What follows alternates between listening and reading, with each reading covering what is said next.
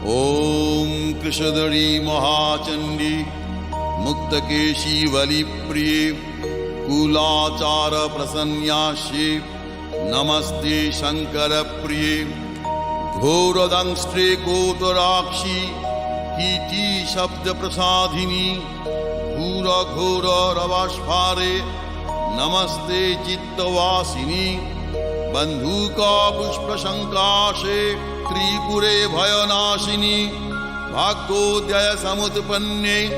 नमस्ते वरवन्दिनी जय देवी जगद्धात्री त्रिपुराद्ये त्रिदेवते भक्तेभ्य वरदे देवी महिषग्नि नमोस्तुते घोर विघ्न विनाशाय कुलाचार समृद्धये नमामि वरदे देवी